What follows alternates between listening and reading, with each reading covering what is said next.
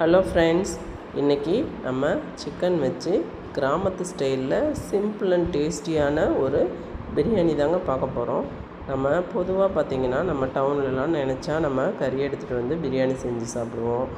ஏதோ ஒரு ஐட்டம் செஞ்சு சாப்பிட்டுட்டே இருப்போம். ஆனால் அந்த கிராமத்துலலாம் பார்த்திங்கன்னா நான் கேள்விப்பட்ட வரைக்கும் ஏதாவது பண்டிகை நாட்கள்னால் தான் கறி எடுத்து இது மாதிரி ஒரு ஃபேமிலியாக எல்லோரும் ஒற்றுமையாக ஒன்று கூடி சமைச்சு சாப்பிட்றாங்கங்க. இது நான் நிறைய தடவை பார்த்துருக்கேங்க.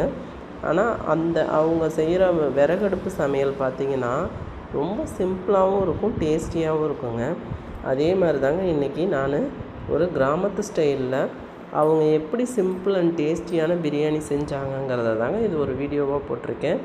அதாவது ஒன்றும் இல்லைங்க, நான் பார்த்தேங்க. நம்ம சிக்கன் மசாலா, பிரியாணி மசாலா அப்படின்னு சொல்லிட்டு ஏகப்பட்ட வெரைட்டி மசாலாஸ் போட்டு தான் நம்ம பிரியாணி செய்வோம் பொதுவாக.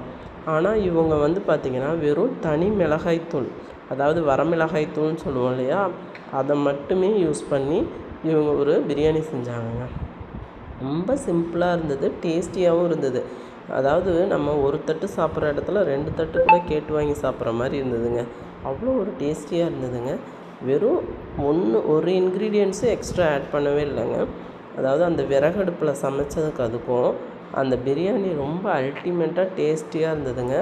ஒரு 20 பேர்த்துக்கு சமைச்சாங்க. அதை நான் வீடியோ ஷூட் பண்ணும்போது அந்த பிரியாணி அவ்வளோ ஒரு அல்டிமேட்டாக இருந்ததுங்க. இந்த வீடியோவை பார்த்துட்டு நீங்களும் இதே மாதிரி செஞ்சு சாப்பிட்டு பார்த்துட்டு எனக்கு கமெண்ட்டில் எப்படி இருக்குதுன்னு சொல்லுங்கள். ஏன்னா நான் டேஸ்ட் பண்ணி பார்த்தேன், ரொம்ப சூப்பராக இருந்தது. அதே மாதிரி நீங்களும் டேஸ்ட் பண்ணி பார்த்துட்டு எப்படி இருக்குதுன்னு எனக்கு கமெண்ட்டில் சொல்லுங்கள். இதே மாதிரி நிறைய வீடியோஸ் நான் அடுத்தடுத்து கொடுத்துக்கிட்டே இருக்கேங்க. நீங்கள் அதனால் என்னுடைய சேனலுக்கு கொஞ்சம் சப்போர்ட் பண்ணுங்கள். நான் இது மாதிரி நிறைய வீடியோஸ் போட்டுகிட்டே இருக்கேங்க.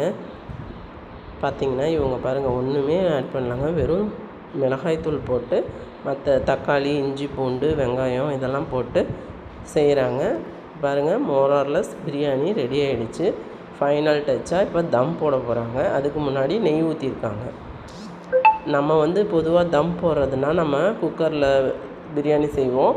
அப்படி இல்லாமல் பாத்திரத்தில் செஞ்சோம்னா தம் போடும்போது சுடு தண்ணி தூக்கி வைப்பாங்க. ஆனால் இவங்க பாருங்கள், ரொம்ப சிம்பிளாக விறகடுப்பில் எப்படி பிரியாணி போட்டிருக்காங்கன்ட்டு தம் போட்டு சூப்பரான டேஸ்டியான ஒரு பிரியாணி வந்துருச்சுங்க. இந்த வீடியோ பிடிச்சிருந்ததுன்னா சப்ஸ்கிரைப் பண்ணிக்கோங்க நம்ம சேனலை. அடுத்தடுத்து நிறைய வீடியோஸ் கொடுக்குறேன். தேங்க்ஸ் ஃபார் வாட்சிங்.